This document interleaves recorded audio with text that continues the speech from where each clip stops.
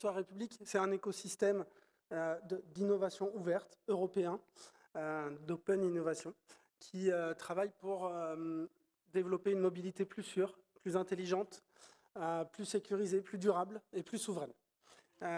C'est un consortium, un GIE qui a 7 membres permanents. Donc on retrouve Renault, là vient Patrick, Thales, d'où je viens, mais également ST Microelectronics, Atos, Dassault Systèmes, JC2Co et Orange. Ça, ce sont les membres permanents. Et on aime bien présenter cet écosystème comme un double incubateur, puisque à la fois on va incuber des projets qui seront toujours avec, comme on dit, 3 or more, donc au moins 3 partenaires, qui sont des projets qui sont vraiment censés pouvoir arriver sur le marché rapidement. On ne fait pas de l'innovation juste pour l'innovation. C'est vraiment des projets qui seront déployés concrètement. Donc ça, c'est la partie incubateur de projet. Ensuite, on a aussi une partie incubateur de start-up, puisqu'on implique des start-up, on fait des challenges de start-up pour pouvoir les impliquer sur ces projets Software République et travailler main dans la main avec elles. Je rajoute également qu'on n'a pas que les startups comme partenaires. Au gré des projets, on va travailler également avec les universités, les académies. On a une Talent Academy à l'intérieur de la Software République. On va pouvoir travailler avec d'autres partenaires industriels également et les autorités publiques. C'est un écosystème qui nous permet vraiment de co-développer, d'associer nos forces, nous les 7 membres permanents plus les autres partenaires, et d'aller innover beaucoup plus rapidement que dans le cycle traditionnel. Et on est vraiment ouvert si vous avez des besoins d'innovation dans le cadre de la mobilité, on est là pour aider. Je vais aller un petit peu plus loin. Les projets qu'on sélectionne avec la Software République, ils sont sélectionnés pour leur caractère innovant. Ils amènent vraiment de l'innovation technologique et également dans les business models, et pour la valeur concrète qu'ils amènent aux besoins de nos clients. Donc ils doivent créer de la valeur et apporter des nouveaux business. On les organise autour de 3 grands thèmes, ces sujets-là. Le thème mobilité et territoire, où on va avoir par exemple, on a développé des offres d'observatoires de la mobilité pour les territoires, sur la base de données récoltées par les véhicules Renault et de données d'autres plateformes de nos partenaires, Orange, Eviden, etc. On a aussi développé dans ce stream-là des projets sur le V2X, par exemple sur la sécurisation des cyclistes dans la ville de Bordeaux. Le deuxième grand thème, c'est l'énergie. La gestion de l'énergie, bien sûr, on pense aux véhicules électriques, mais également les infrastructures de recharge, le grid, les bornes de recharge. Dans ce stream-là, on a par exemple co-développé avec Orange, Renault, ST et Thales, la Powerbox, qui est aujourd'hui commercialisée par Mobilize, qui est vendue avec la nouvelle Renault R5, qui est la première station de charge bidirectionnelle. C'est-à-dire qu'elle peut renvoyer vers le grid de l'énergie électrique qui était stockée dans le véhicule pour pouvoir faire du balancing et également réduire les coûts de charge du véhicule. Le troisième stream, c'est le stream véhicule connecté. Le projet qu'on présente aujourd'hui est dans ce stream-là. On a également développé des solutions de capteurs virtuels, par exemple, des solutions de certificat de santé du véhicule ou du Bring Your Own Device, où c'est le smartphone du conducteur qui va lui permettre de faire de la surveillance anti-endormissement, par exemple, dans le véhicule. Sur ce stream Connected Car, donc sur ce véhicule connecté, bon, je pense qu'il va sans dire pour ceux qui connaissent un petit peu le monde de l'automobile que l'automobile vit une grosse transformation digitale, avec l'arrivée du software defined vehicle, de plus en plus d'électronique, de plus en plus de software dans les véhicules. Au passage, ce n'est pas juste pour le plaisir de complexifier, mais c'est vraiment l'électronique et le software, c'est pour amener du confort et de la sécurité à tous, à l'intérieur et à l'extérieur du véhicule. Pour amener aussi des nouvelles capacités de mobilité, par exemple avec le car sharing. Et donc c'est vraiment une grosse révolution digitale que vit le monde de l'automobile. Et avec cette révolution digitale, bien sûr, on est dans un forum cyber. Vous vous en doutez, ce qui arrive, c'est également des risques de cyber très accrus. Aujourd'hui, la cybersécurité pour un constructeur, c'est plus une option, c'est obligatoire, c'est même réglementaire. Et c'est dans ce cadre-là qu'avec la Software République, on a co-développé une solution qui va même au-delà des exigences réglementaires pour pouvoir vraiment sécuriser et donner confiance aux véhicules connectés pour l'avenir. Je vais donc vous laisser, Patrick, vous expliquer un petit peu plus ce qu'il y a dans ce projet Detect and Respond. Patrick, floor is yours. Oui, donc bonjour à toutes et à tous. Donc au sein de la Software République, l'un des enjeux, c'est la cybersécurité pour toutes les solutions et les produits, services que l'on peut proposer. Et on a décidé assez tôt de s'associer avec Thales et Cisco, qui est une filiale de Thales sur les systèmes embarqués, de manière à vraiment avoir une complémentarité de compétences. Renault pour la partie architecture électronique embarquée, Thales et Cisco pour la partie système embarqué, cybersécurité et intelligence artificielle, de manière à proposer une solution dédiée à l'automobile de monitoring des attaques cyber sur les véhicules, supportée par une étude d'attaque scénario vraiment dédiée à cette partie, à ce secteur automobile, et également avec des modèles d'intelligence artificielle, là aussi dédiés à l'automobile, avec les contraintes de ressources que l'on a dans nos véhicules. Cette solution, elle est souveraine et comme l'a dit François, elle s'appliquera sur les futures architectures Renault qui s'appellent Software Defined Vehicle qui sortiront mi-2026. Si tu peux passer sur la slide. Donc, si on rentre dans la description de la solution, c'est vraiment une solution qui est de bout en bout, qui part sur la partie droite de l'étude des scénarios d'attaque dédié à l'automobile et qui, sur la partie on-board, on va retrouver un module de détection embarqué qui implémente des sondes de détection sur les calculateurs dans la zone la plus exposée du véhicule. Également, dans ce module de détection, on va trouver des fonctions de pré-traitement, la mise au standard format AUTOSAR qui est utilisé dans l'industrie automobile des logs remontés, et également une qualification de ces logs et un filtrage de manière à ne remonter que les informations et les détections les plus pertinentes vers l'off-board. Cet enjeu, il est clé pour nous. Pourquoi ? Parce qu'avec ce système-là, ça permet de maîtriser la bande passante que l'on utilise entre les véhicules et le débarqué.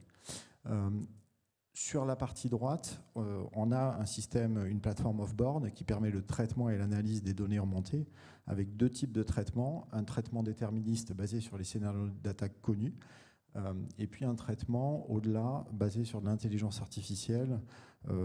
C'est principalement de la détection d'anomalies par rapport à des comportements normaux du véhicule dans des cas d'usage connus.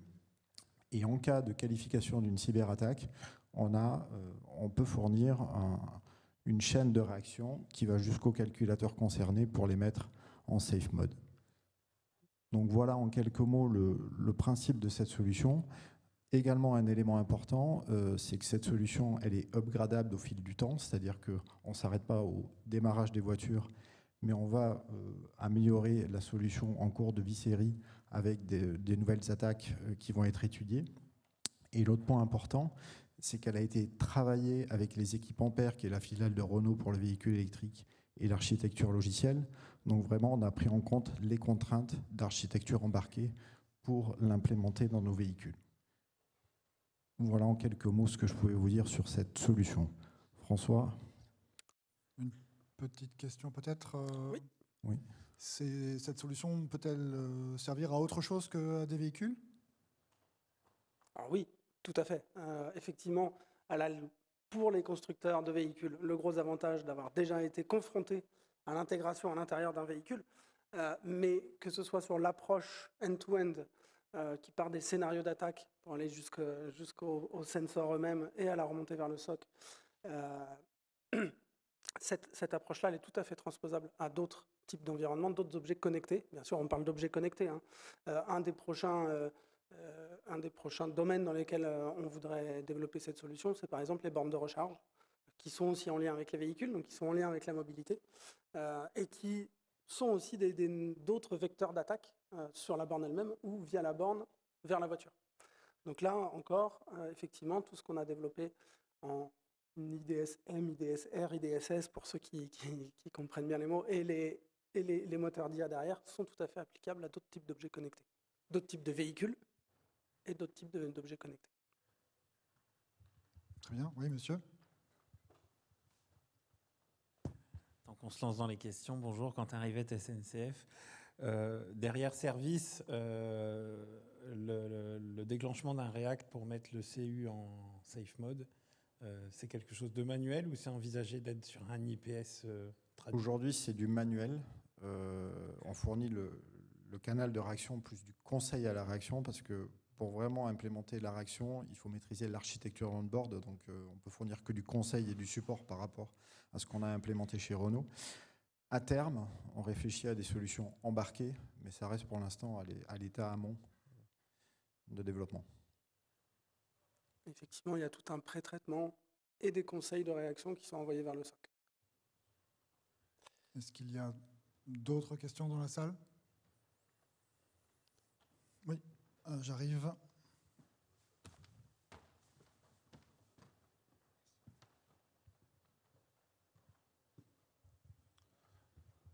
Du coup, Mathieu Pichon pour IDEMIA, je suis responsable CSERT. J'ai deux petites questions. La première, c'est qu'est-ce qui vous a poussé en fait à développer ça? Et la deuxième, c'est en fait, est-ce que vous effectuez vos propres tests de pénétration en fait sur votre solution? Alors, qu'est-ce qui nous a poussé à développer ça? En fait, on s'est rendu compte que sur le marché, il y avait des offres assez fragmentées.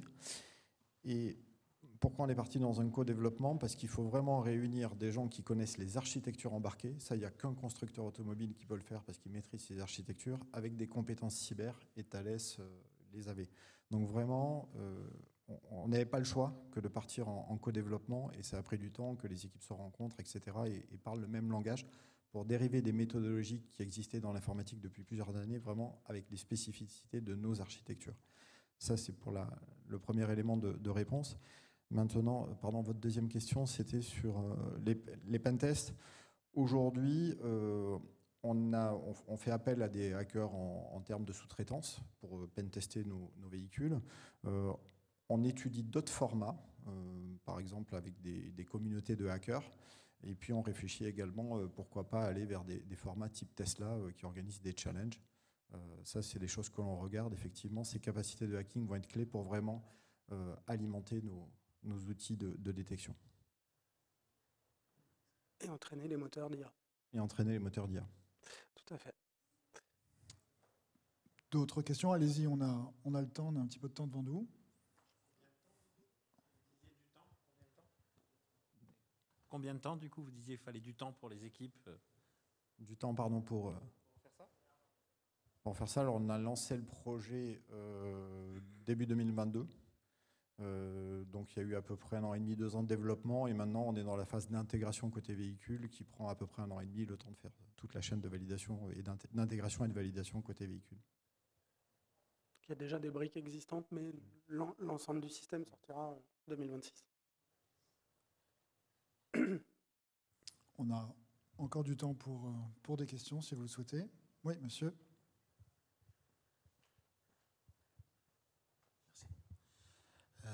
Bonjour, je voulais savoir qu'est-ce qui vous distingue de vos principaux concurrents asiatiques?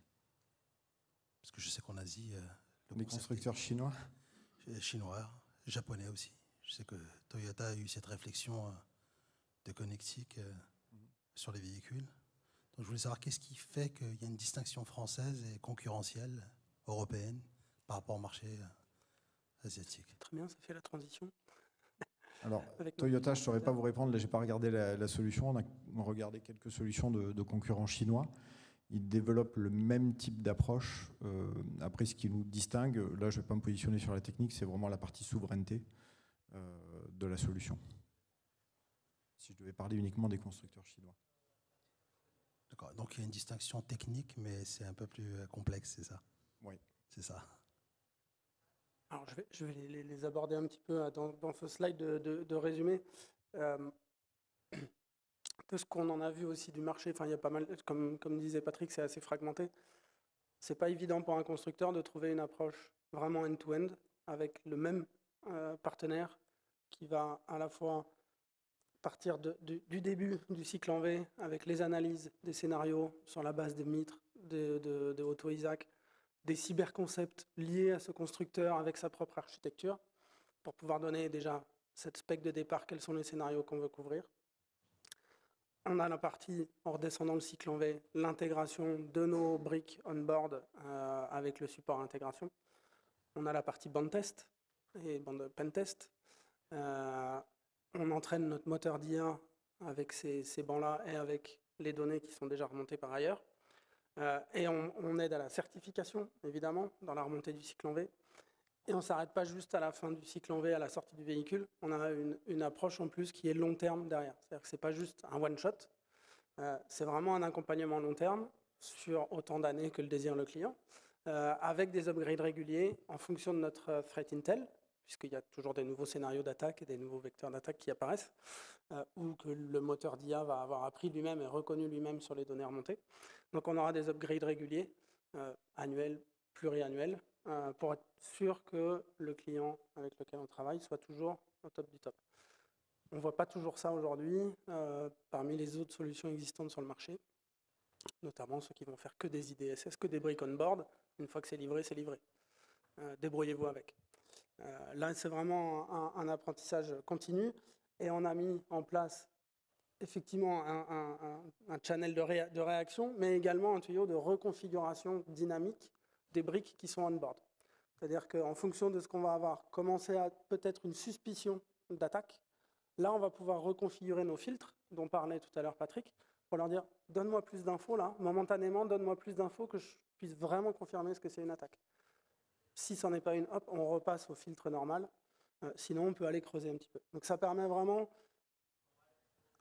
une approche dynamique aussi pendant la vie du véhicule, et ça facilite énormément le travail du SOC, qui, au lieu de voir énormément de faux positifs et d'être perdu dans les pétabytes de données qui vont lui remonter, là, tout est pré-traité, qualifié, documenté, pour qu'il sache, OK, là, il y a peut-être quelque chose, je dois d'abord reconfigurer, vérifier, et si c'est vérifié, j'envoie mon channel de réaction.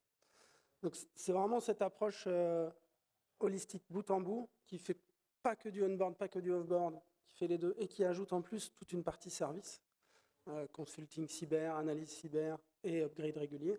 Et ça, cette vision 360, c'est quelque chose que, a priori, Renault n'avait pas encore trouvé sur le marché. Donc, si j'ai bien compris, vous allez optimiser sur la transparence et la qualité du service.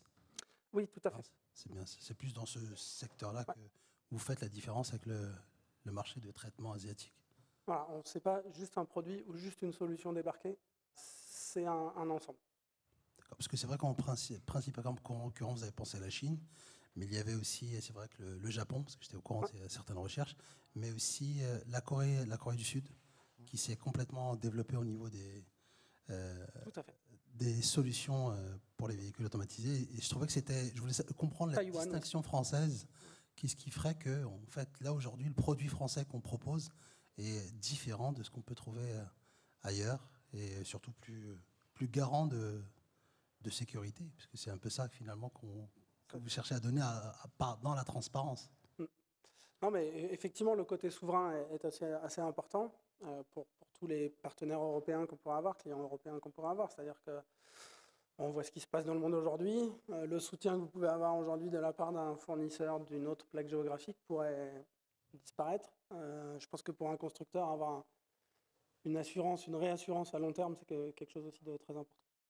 Ça peut être aussi intéressant de créer un partenariat au niveau européen avec des entités européennes comme l'Allemagne ou l'Angleterre qui travaillent sur des projets similaires. On y réfléchit parce qu'on se rend compte, notamment en matière de CERT et de Threat Intelligence, la solution sera d'autant plus performante que l'on pourra partager des données d'attaque anonymisées, bien sûr, sous le sceau de la confidentialité multi-constructeurs. Donc on réfléchit à cette approche-là au niveau européen.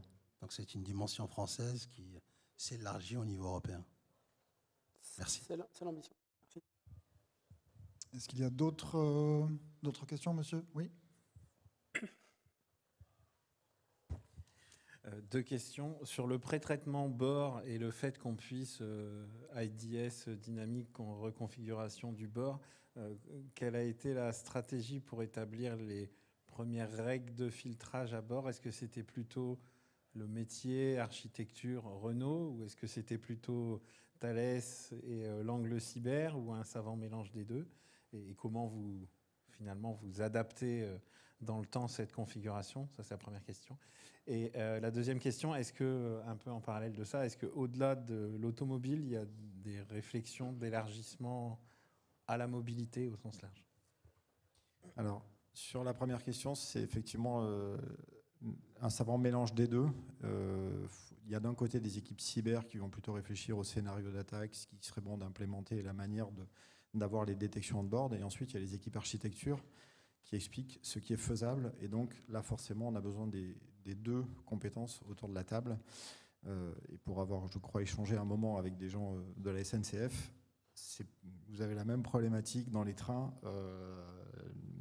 Il y a toujours un débat entre les équipes du SOC qui voudraient avoir le plus d'infos possible et les équipes de l'embarqué qui disent qu'il y a des contraintes économiques et de faisabilité. Donc ça, vraiment, on a besoin de créer ce maillage-là. Et ça prend du temps parce qu'il faut que les gens se comprennent de part et d'autre et chacun fasse un pas vers l'autre.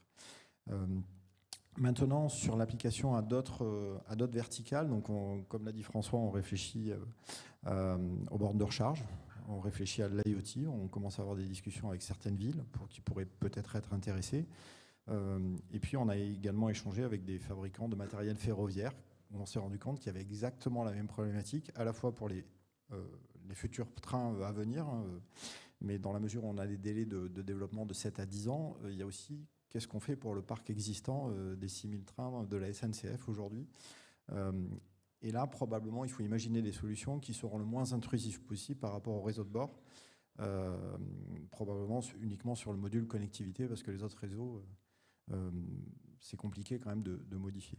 Mais oui, on pense que cette approche-là, en tout cas, on va la retrouver dans plein de systèmes, comme je pense aussi aux bateaux, aux maritimes. Les problématiques sont exactement les mêmes. De ressources limitées en embarqué, besoin de limiter la bande passante embarquée-débarquée, donc besoin de traitement on-board, et puis analyse complémentaire côté off-board. D'autres questions ? Je pense que nous avons fait le tour. Vous avez répondu à toutes les questions. Merci, messieurs. Merci à tous. On peut vous applaudir.